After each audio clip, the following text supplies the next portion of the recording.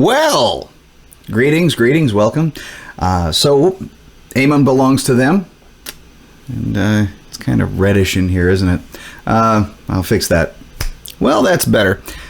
So, at any rate, let's start talking about Amon belongs to them. I should say a few words about it to begin with. There are a few things in here that are tricky, but nothing that's really like physically an obstacle until you get to the really kind of shreddy parts in the leads. But and even those couldn't figure them out entirely, and multiple different sources and things like background removal, taking care the drums, it's guitars only, that kind of stuff, slowing it way down. I still can't hear a lot of stuff, and it's a funny thing, the more precise a player is, the easier it is to figure out what they do. So if you give me like something to figure out from Paul Gilbert or something from John Petrucci, slowing it down, epic, very perfect. But then you start to get into a slightly different territory. Oh, Yngwie too, but a slightly different territory when you get into guitar players that are kind of like brute force fast players. Pete Black is kind of one of them, and Andy LaRocque, to one degree or another, does have a lot of picking precision, but some of it is either washed out in the mix, or it's just kind of like, I'm really tremolo picking, and I'm sure you could kind of pick that up, but it's that's kind of where it's at. So a lot of it is kind of like, is that the note he played? Did he mean to play? Or is that right? Am I hearing this correctly? So there's a bit of a toss-up when it comes to some of the faster sections. Now, I'm pretty sure I got the Pete Black thing cold, but insofar as the LaRockian thing, I'm fairly sure that I played it right enough. Going on with the story, I guess we should start from the beginning, because that's a good place to start. So, riff number one. So, riff number one.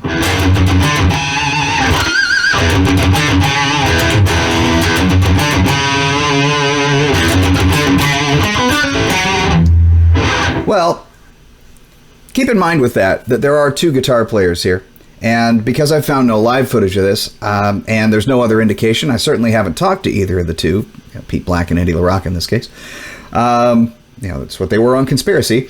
That I don't know exactly who played what rhythm part. It's up in the air. So I just made an executive decision, and I said, I assigned essentially, one harmony part to Andy and one harmony part to Pete, and I just made it work. I also don't know who plays the...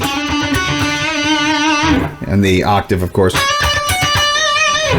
But again, no live footage, so I just assigned a part. So Pete got to play all that and the upper harmony, and Andy got to play everything on the lower side of stuff. May not have been that way, I just don't know. But as the story goes, this is what we've got, and at least I think the parts are correct. So we can live and move on with that. So with the first riff, it's based in F sharp minor, and if you listen to the beginning of it, they play it this way only one time, and the rest of it is kind of E to F sharp, so like a just very crazy train, type of thing. But there's lots of songs like that. It's not just them that had this flat six in there. So going on with it though, they start out with just a very quick F sharp power chord, and then chug on that F sharp, that low F sharp for a minute. And that's the second fret, low E string, by the way. And you're going to come up here, and somebody's going to kind of play an almost harmonic, and then the other person is going to play a harmonic like that. And that's right around, if you have a bridge pickup here on a 24 fret instrument, a neck pickup on a 24 fret instrument that happens to be a humbucker, it's about at the edge of that humbucker. G string, 6th fret, it's a C sharp. Not quite that squealy. It's right about there. But anyway,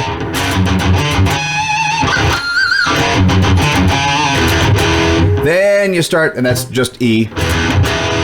So power chord, and then after that, that's when you're going to hit that, the E to F. Okay, now, so this lick here is the only time in the whole song they ever play it. And it leads us into the very melancholy, and then thing. So this is what I've got figured out. Now my old ears, my 15-year-old ears, for instance, used to think it was just kind of like a type of deal. And that sounds about right if you think... That sounds about right. It's not. If you slow it way down and you really listen, there's a few more notes in it, which is why I'm doing it like this. And for the harmony of that. So what is this exactly? So this is starting in a G sharp, and that would be minor third from there, B, D, so that's, if you're wanting frets, D string, 6, 9, nice. Then the 7th fret, 6th fret on the G string, so D, C sharp. And you're just outlining an F sharp minor chord there, by the way. After you hit this is F sharp minor. 7. So, and then back to the A and F sharp. So,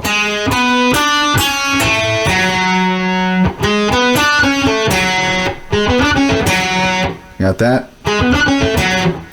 Okay, so the part that I assigned for Pete there is a harmony. This is, and you can play it in all sorts of different places, of course, but this leads you kind of to the, because you're right there.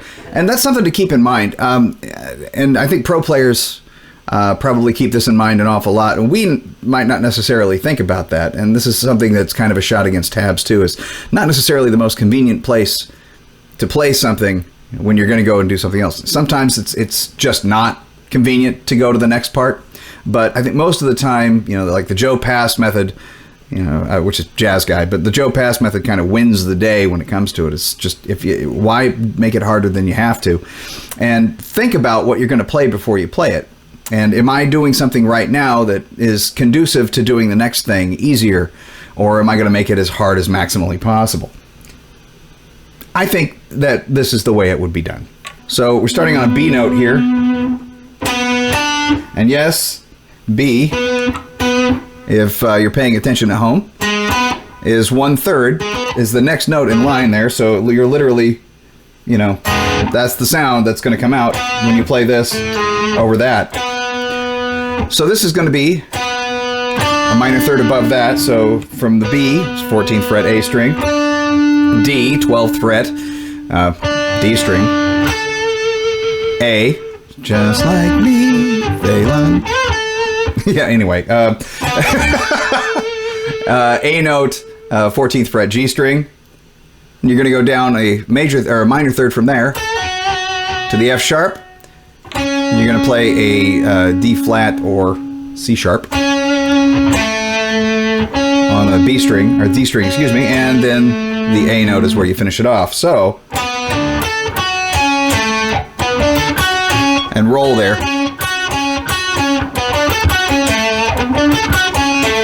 That's not easy to do, by the way, but, you know, you get used to it.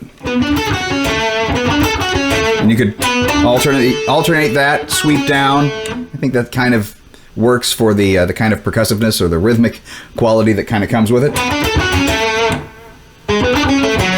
And that's how you do it. But you would do it together. So if you're just soloing this, playing it by yourself, you know, having a good time just playing along with some tunes, you know what? It's cool. You get to choose what part you play. You can play this rhythm part over here. You can play this. You can play that. You can play whatever you want. Have a good time with it.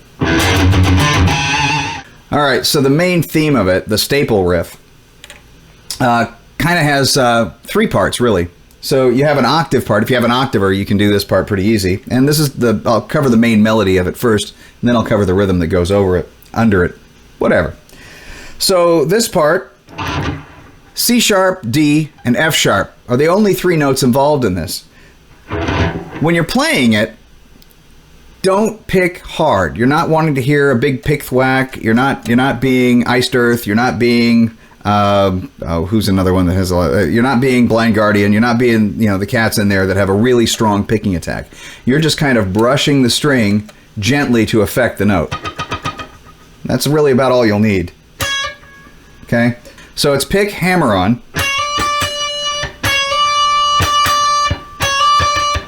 Little pick note. I mean, you don't want to, you're just trying not to do this. You're not doing that. And that's on a down or an up. Depends on how you start, right?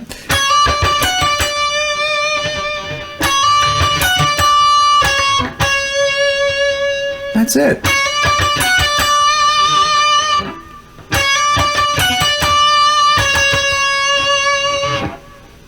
That's it. So once again,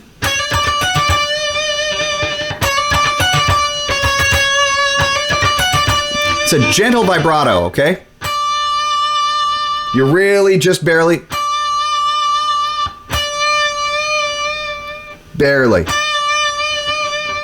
giving it a shake. And it's like quarter step, if that. So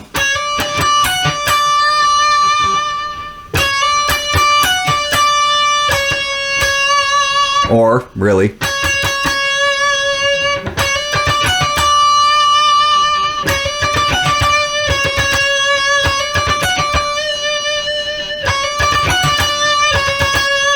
okay, so now that that's done, let's do the harmony to that, which is an octave, not even, you know, really thinking outside, not doing thirds this time. Nothing like that. It's just an octave. Simple, to the point, beautiful melody. So this is 6, 7, 7 on the B string. That's on the G string. Same notes though, so C sharp, D, and F sharp. Small shake.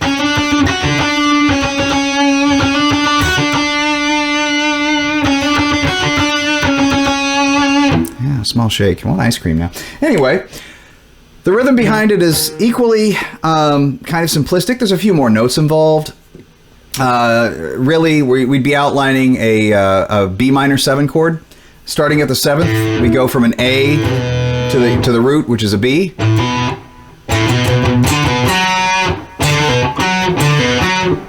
That's a D, back down to the B, and then there's your F sharp.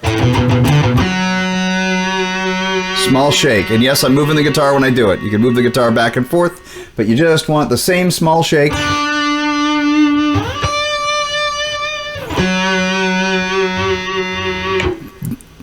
Effectively nothing. Just a tiny little bit of...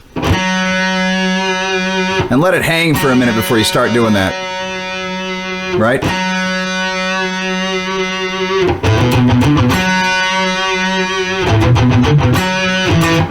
A.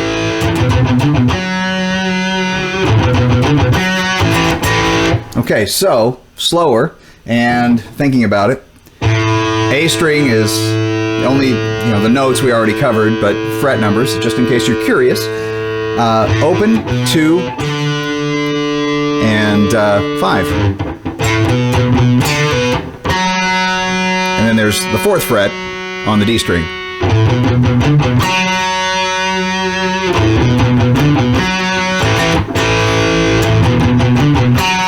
You can downpick this if you want, because I know I have my preferences on the next riff, and it's the verse riff, and that's next. Okay, so the verse riff is where things start getting a wee tiny bit complicated. And I'm not talking about complicated as in like it's hard. It's just, you know, we're moving out of what most guitarists would consider a comfortable key, F sharp minor, and we're moving that up a whole step to G sharp minor. So there's a couple of different ways to play this, and the way I decided to play it on the video is, to me, the way that sounds right, without complicating it too terribly much. But it kind of looks like a bassist approach. I mean, if you think of going, you know, down like that. And so, yeah. I'm actually playing a 6 there, but I'm not affecting that note at the time. I lift off and, you know, playing the power chord with just my middle and pinky there. But there are other ways to play it, so we'll cover those right now. And the first way is the hardest way. And so if you really wanted to punish yourself, you could do this if you wanted to. It's not a problem. But it's based off of the first thing which we did a while ago, the first, right? So really, in this case, but we're playing it higher. So we could slide, but if you listen, they're not sliding.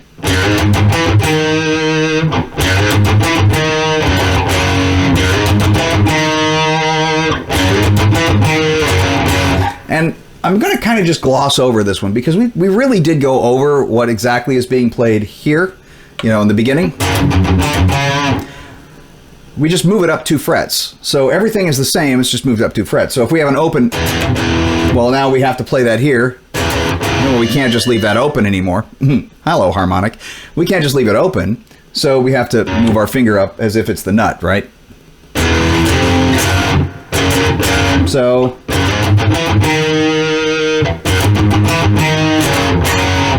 and you know, you can get away with it. So that's kind of the beginner approach. The next one is the more of a hammer-on approach.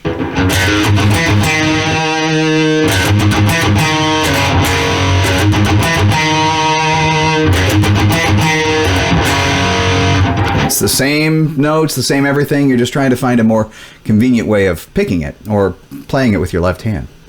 The next approach, and that's just, that would be 7th fret, 6th fret here. Okay. So the other way is hammer on again, which I believe it's a hammer on. Very quick switch. And you're not making a sliding sound. You're just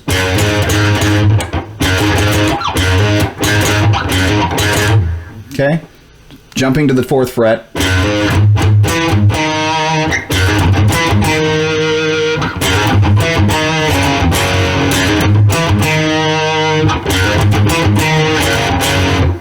And then there's the way that I chose to play it, which is the same. And remember, you're bouncing off of that 4th fret right there. So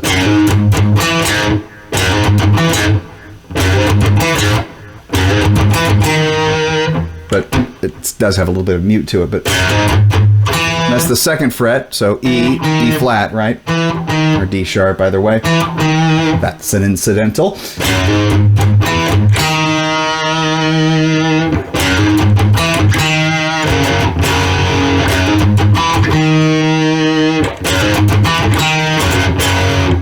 Okay, so I find that much more convenient and also get you used to doing this kind of stuff more because, you know, we're going to be doing other stuff like that in a minute. But even if they don't do it, I'm not sure. Again, no live footage. But as the story goes, next riff. All right, so the bridge riff. We're still in that kind of off key. We're not quite used to this. It's not an E, it's not a D. Nope, it's a D sharp. Well, an E flat. Volume down, make sure it's quiet. Let the drums do their thing. Hang on to that, and then you're back to the original, or to the verse riff.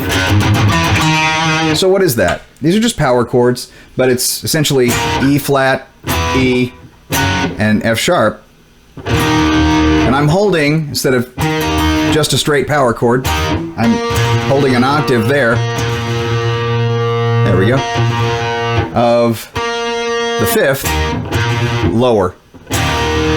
Has much more of a meaty, you know.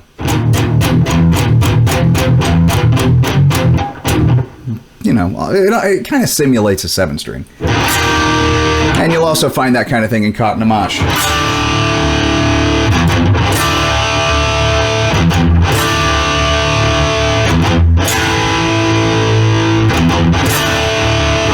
Very heavy. So at any rate,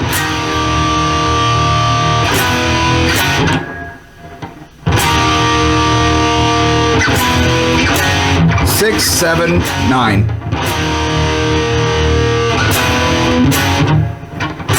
She can stay as long as I keep the pack.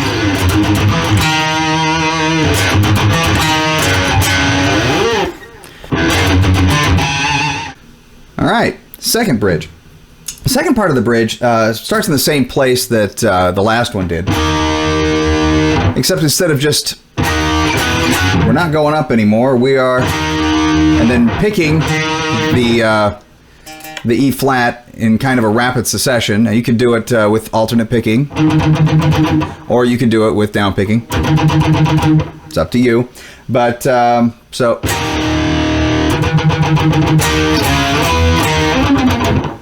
So, my older ears, even a month ago older, could have sworn that at least in the original recording I was hearing an octave there. So you'd have one guitarist doing this, for instance, and the other guitarist doing more properly. And you hear the remasters. I'm not hearing that anymore. It's all up. So I only played it there, and it seems to work. So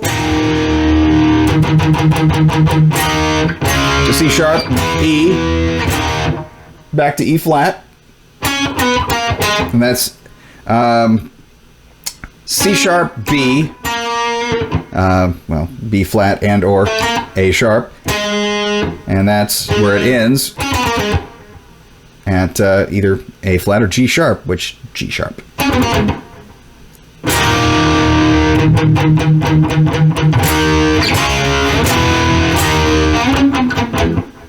That's it. Now for the chorus. All right, so the chorus is kind of weird. Now you have two guitar players and some keyboards deciding exactly what they play, and I did check the tab, and honestly, I can hear where the tab could be kind of correct, but I really don't think that they would play it like this. It just doesn't sound right to me. I mean, it's not like I'm some super King Diamond expert or anything like that, but what sounds right is not what's there. So I'm going to break it down to what I think they're playing, and I think they're both playing essentially the same thing. So it's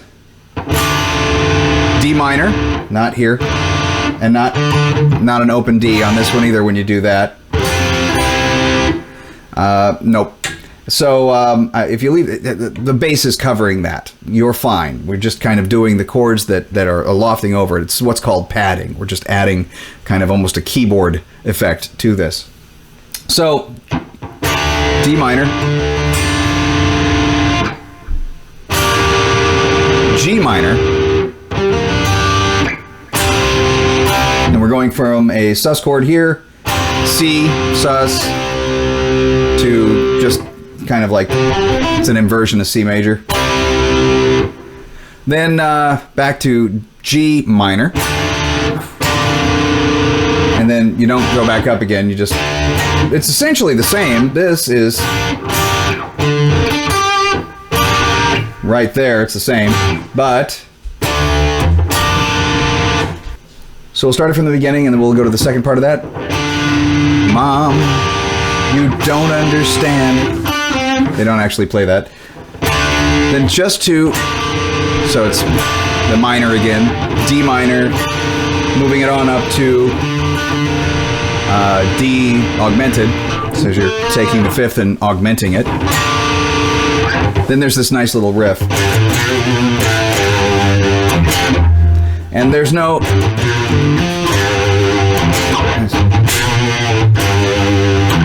that's pretty much it right there. So G, A sharp, well really B flat. That's it. O and F as a power chord.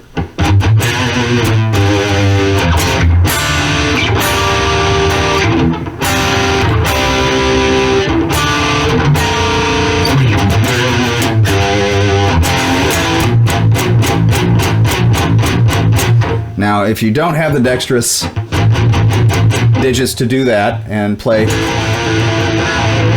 power chords like so, just with other fingers that you're used to, it's fine. You can do this classic slide. I just don't hear the squeaks. Maybe they were, WD-40ing their strings or something beforehand. It's common. Helps eliminate squeaks. It was common back then, so. But that's just A and B flat. And then right back to the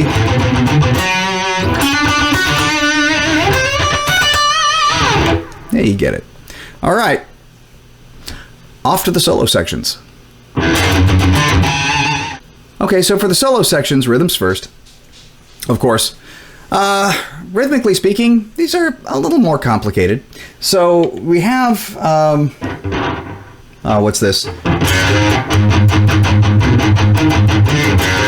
And again, choose the way you want to play it, because, I mean, I wasn't there.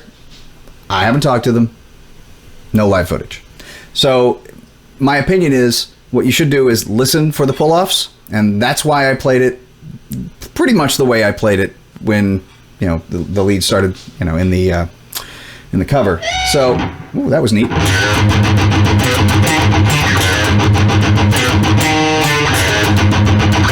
Now that's fun, because if you lock yourself into this finger here,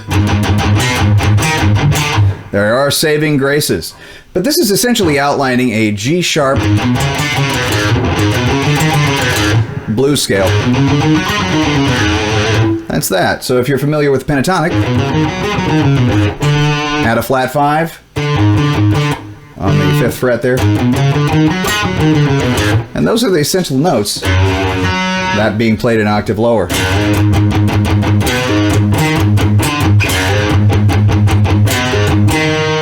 And that's pulling off from the 7 to the 4.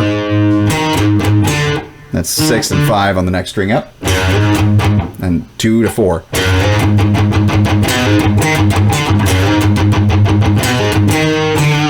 Little shake, not much.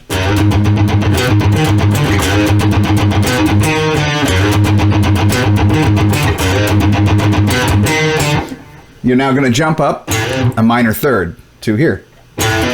So start from 5 to 7 and go from A to B, and that switches us to B minor. So it's a nice kind of it's a nice crowbar way of kind of changing our keys there. It's literally just transposition. No modulation involved, just transposing. So again, another way to play that, and that would be 2nd fret on the A, because those are the same notes. But it doesn't sound like a straight pick strike. It sounds like a pull-off to me.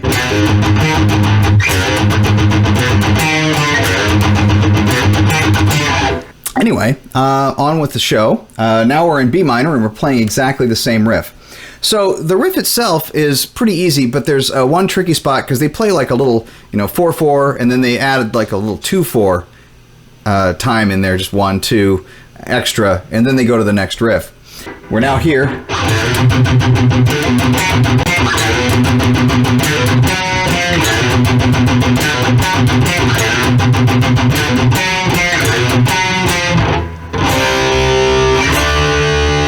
And that would be C, B. But did you catch that in the last bit? So after you play it a couple of times, and you'll hear this, it sounds like there's a little bit of confusion because it's a 2 count.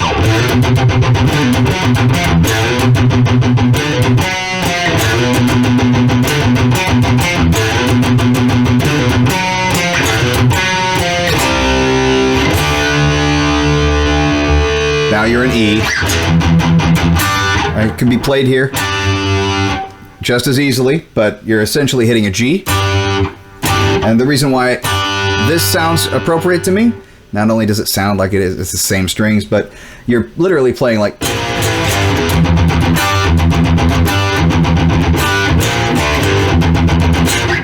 Now, there's some confusion about that, because on occasion it does sound like he's playing...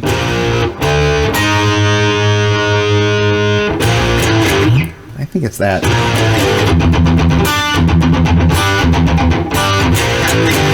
Basically.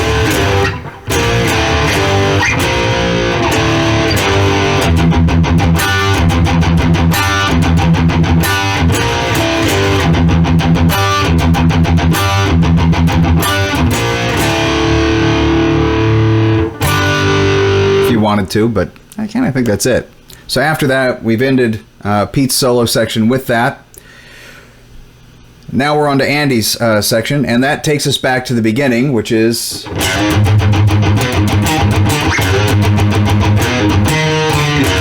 Again, G sharp, just like before. And then, of course, but in this case, after that stops, we're going to B, or excuse me, we're going to D. And then we start doing the James Bond thing, which is really kind of cool.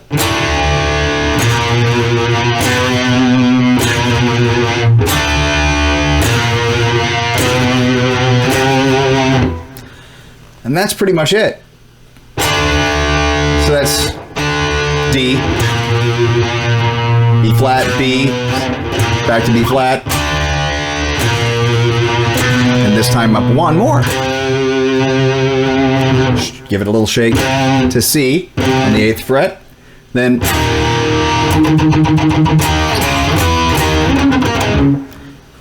with that, essentially, you know all the rhythms. All right, so the leads are a little different. Pete Black is a power player. I would akin myself to him in the sense that I call myself a bruiser.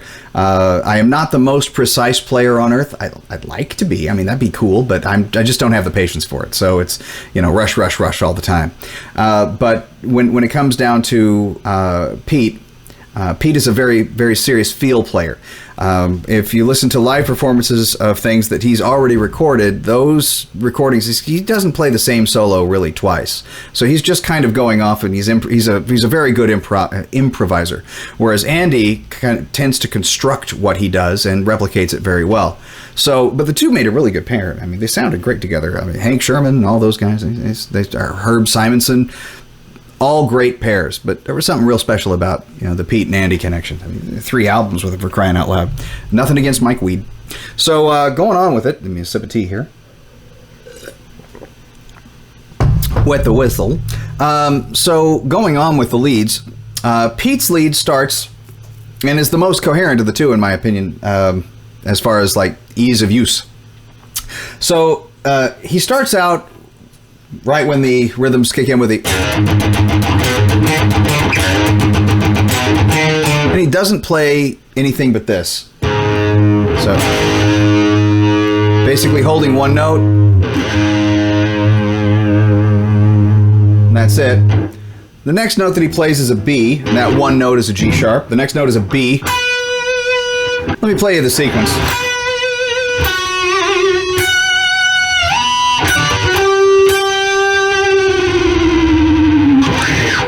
Okay, so for that, 12th fret B, and that would be the G, F sharp, to an octave of the F sharp on the 14th fret of the A string. Little bar. So you're waiting though, and it's not that exaggerated.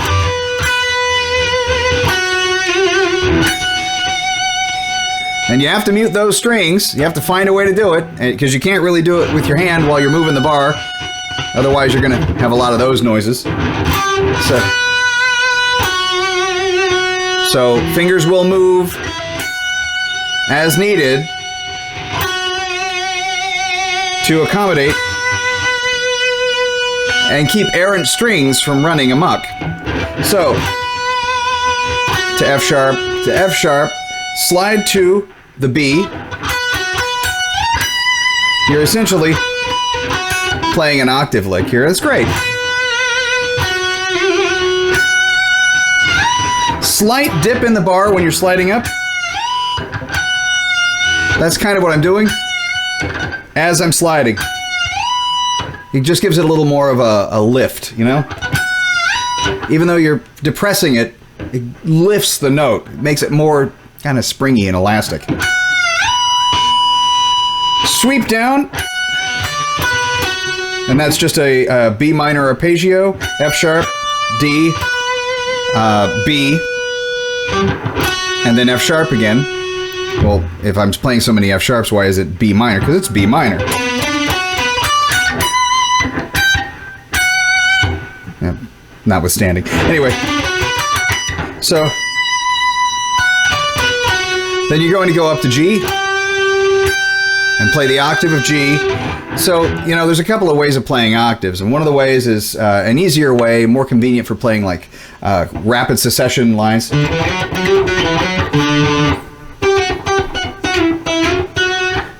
And the other way is a bit farther apart, meaning you're skipping 2 strings.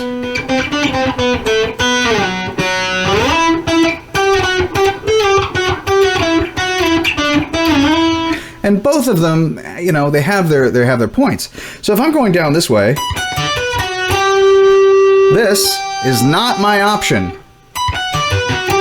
And it's a shift up. That is a good option. So you're letting those 2 notes ring. They're both G's. And at that point, if you don't have a bar, you don't have a bar. But if you do, you're going to start wiggling that bar and depressing it while you're wiggling. Just like that. Okay, so afterwards, get prepared for some Olympic athleticism for your fingers. If anything, this is like the floor exercises on speed. Switch to your neck pickup. You'll be hitting a nice buttery sound that way. Okay, and we are playing notes only found in this particular shape of a harmonized 3-note per string. There's no harmony, but it's 3-note per string harmonization here. D major scale. And that would be found on the 10th fret, 12, 14, 10, 12, 14 on the next string, 11, 12, 14, 11, 12, 14 on the next 2 subsequent strings. After that, we're shifting to the top 2 strings, and that would be a 12, 14, 15, 12, 14, 15. But we're playing it both ascending and descending rapidly, and it sounds kind of like this. So we're going up, and then we're switching gears and going back down. Okay, and those are just in 6s. It's groups of 6s.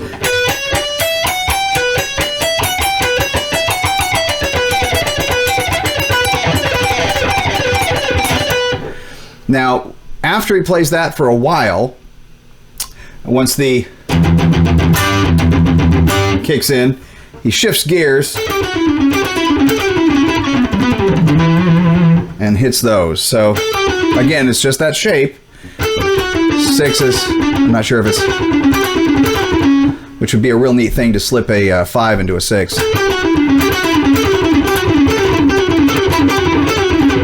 Just kind of a nifty, you know, kind of an off-kilter sound. Now, how am I picking that, by the way? I don't know if Pete actually played it the same way as this or not, but I'll tell you how I do that. That's just down, up, down, up, down, up, down, up, down, up, down, up. And I'm kind of, or up, down, up, but the down is going to come back, so.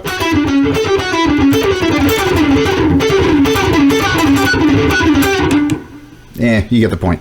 Anyway, and we're ending on E. I'm giving it a big shake. And then that kind of leads us to our next portion, which is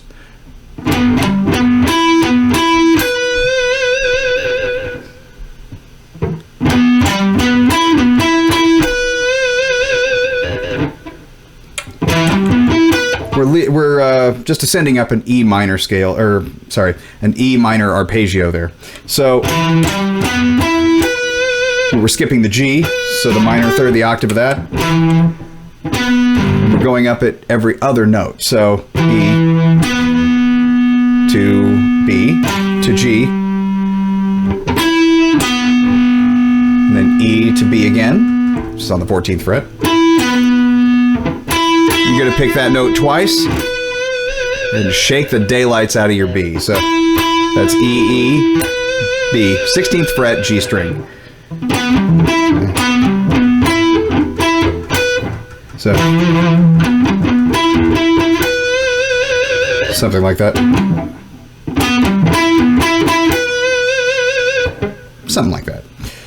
Then this part, which I goofed on. And it's not easy to goof, but I did it. And if I can do it, you can do it too. So do not play the F. Play instead F sharp. And you're going to go down a fourth there.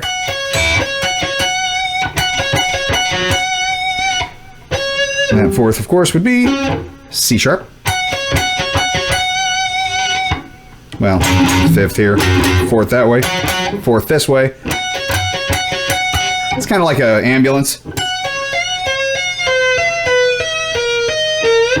As heard on Nuclear Assault Tune, I think. Emergency. So at any rate, this, you're shifting down to E and B, and you're just kind of picking this very quickly, but if you'll listen to the rhythm, it's essentially the same. Then you go down one more fret. So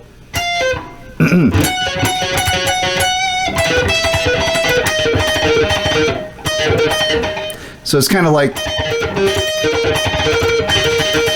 you get the same kind of an effect if you just kind of roll.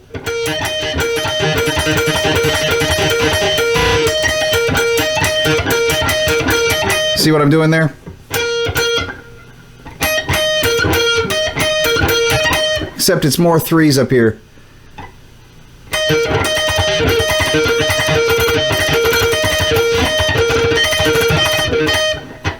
It's kind of irritating when you just play it by itself. So what I'm going to tell you is how to do that is to just not pay too much attention to it. That's not a joke. So when you're doing the... You just kind of say, the notes are there, and let's try to pick in the right way to do it. You just kind of, I don't know, there's no other way to put it, is you just kind of do it. But as far as exactness and precision, that's about as close as you get. And how do you do it? You just kind of do. And I know that's crap, and probably very unsatisfying. But insofar as like technical stuff is concerned, you're just playing. That's kind of it, you know. It's like what Paul Gilbert used to say, and I'm not attacking Pete when I say this. Just, don't worry about losing your sloppy playing when you play precisely. You know, you won't lose that, but you'll gain something more when you can play more precisely. This is not a precise thing. It is imprecise. It just is. So, you know, cum se, cum sa. All right, so for Andy's lead, I'm going to tell you right now that it scares me. So at that point, bridge pickup, that's what he was on. And I do believe he does switch from the bridge to the neck, so just be aware of that. But we're going to start out, because we're back in the uncomfortable key of G sharp minor, with B, because it's a nice minor third. Nice octave away. So why not, or excuse me, an octave of the third, the minor third. So we start out here,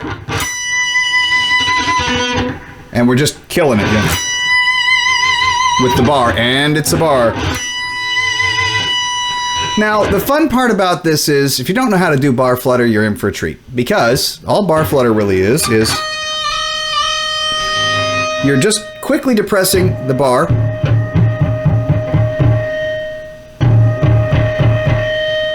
and you're making this thing flibble, flobble, upside, you know, upside and that ways really quickly.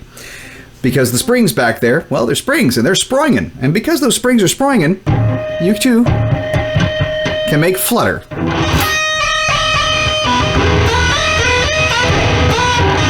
Or, as the story would go,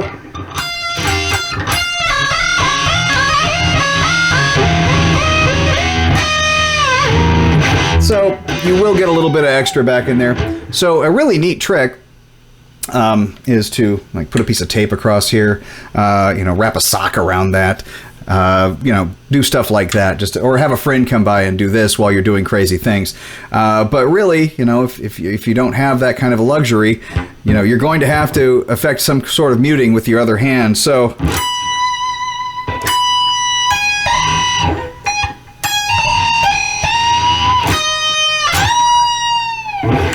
okay, so that's the first thing. B. Then we're going to go back down to G sharp. And that would be B flat. Then bend up like this to E flat. So you're bending a quarter step back to B there. So we start out with B.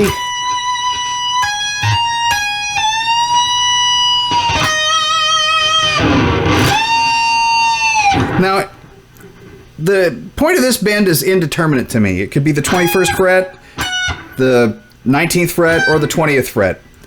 20th fret is magnanimous. the point is to effect the bend way up, like if you're lifting a big rubber band and you're just yanking the thing up. So like, here we go.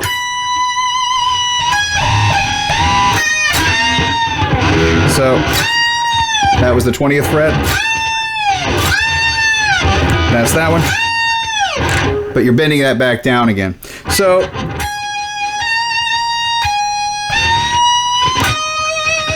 that is not easy to do because you are going from one string to another while you're affecting some weird bar-y type of stuff. So you have to kind of free-handedly, without the anchor that you're probably accustomed to,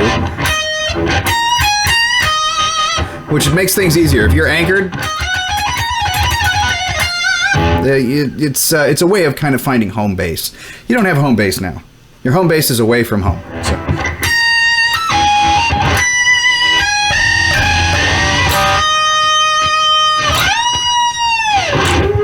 That's that, but you're kind of making it scream, and that's the whole point of it. So after that, we kind of hang out on what I believe, because this vibrato is very wide and quite awesome, my favorite pretty much of all time, is an E flat. So that's all together.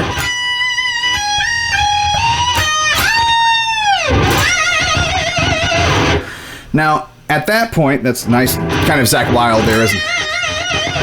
We go a little slower. We'll probably be a little happier. So, slowing down what he does next, it's very rapid. Neck pickup, if you have one. And so for the fast run, neck pickup engaged, we're going to be attacking it with G sharp minor scale, and we are going to start it with G sharp.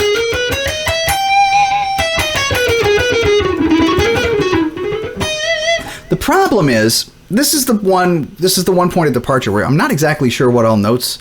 I mean, I'm pretty sure what notes he's playing. I was going with a kind of a trope before where it's type of thing, and then ending it on the E flat. But no, I think he's actually playing scalular forms here, and I believe it to be not pure harmonic minor. The harmonic minor starts that way. Very Chuck Schuldiner, actually. But this will end in standard minor. So again, the problem with this is I'm not exactly sure what the sequences are. Slowed down and everything, it kind of washes out a little bit. I can't totally perceive exact sequencing. So I took my best guess, and I kind of just shot it out there. Now, what I did was something similar to this. Now, I start with an upstroke, by the way, because it makes the downstroke here. It's kind of inside picking, and I prefer that.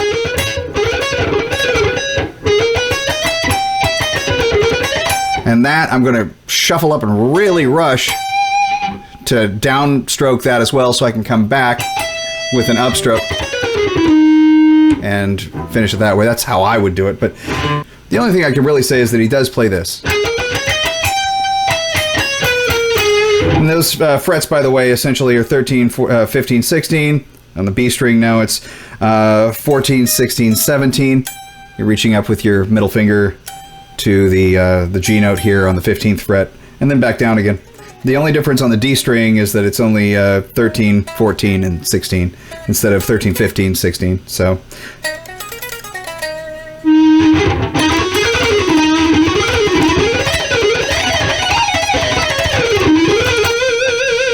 and that's the whole point. It's just to kind of play something really fast in the right key, but it does start this way. That's pretty much it. Yeah.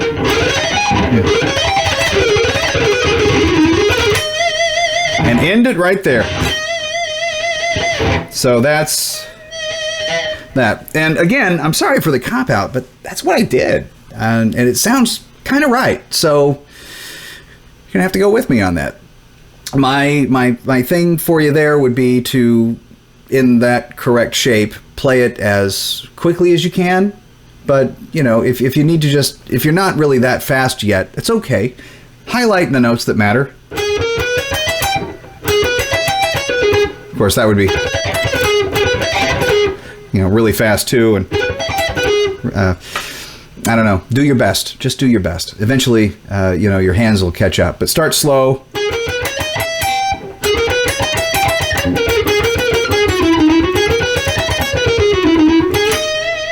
And just something like that.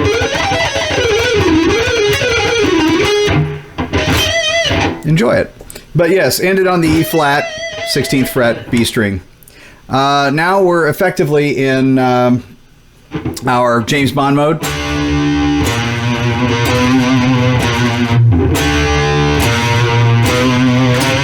And Andy does something kind of brilliant over this.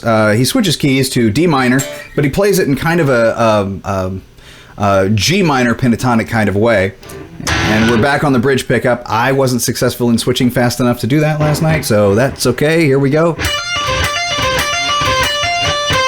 And that's just your 17th fret, 15th fret, 18th fret, two adjacent strings, G string, B string, and B string again. So, and those notes are C, D, F.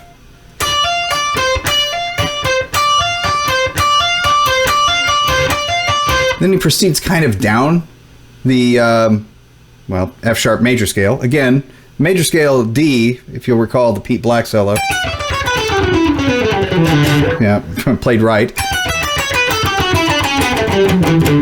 Well, if that's the D major scale, then move this same shape to F, which is starts at 13th fret or the 1st fret, either way you want to go. And that is now an F major scale. F Ionian to be quite precise, but this is a perfect fallout.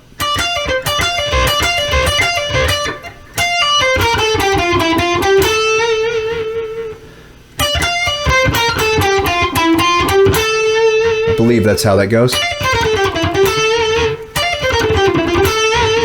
Something like that.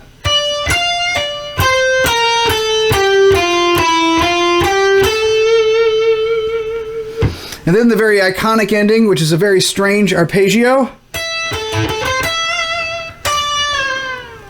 which is awesome. It's like something really went wrong, right? And it's awesome. I love the way that the music kind of synthesizes with what's going on in the house. So it's great. It's great. They wrote this with a really great kind of tongue-in-cheek seriousness. It's almost an oxymoron, but it's wonderful. It's very theatrical.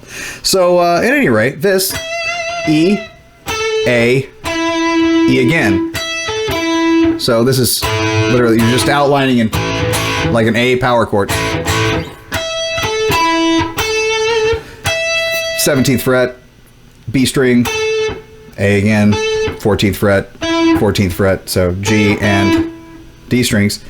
When you're heading back up, you're going to hit a C, making it kind of clear we're in A minor territory, which is relative to D minor, right? So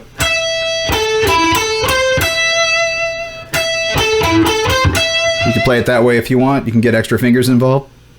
I'm not going to judge.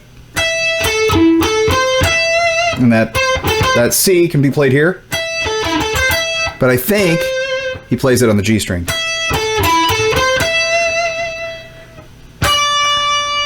Ending it on the D note, and you just kind of going down, going down, going down.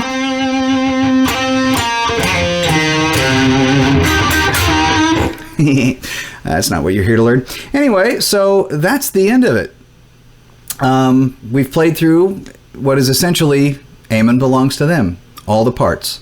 If you have any questions, please feel free to leave them in the comments. I know that this lesson wasn't necessarily as descriptive as some of the other ones that I've done, and kind of matches up with the last one that I did regarding the nuclear assault tune, Survive. But I will say this, that if your parts are washed out in the mix a little bit or a little on the sloppier side, it is much harder to pick out exactly what's going on. But I want to emphasize that this is actually better. And why is it better? Okay, well, it makes you stretch as a player to try to accommodate and play kind of in the way they play if you're trying to copy them.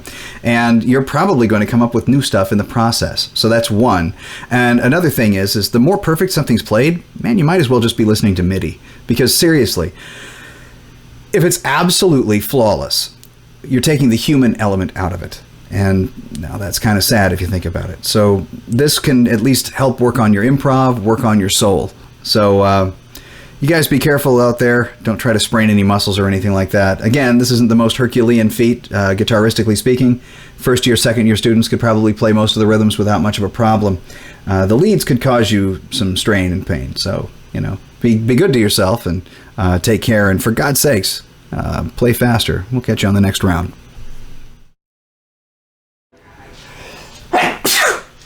Hooray!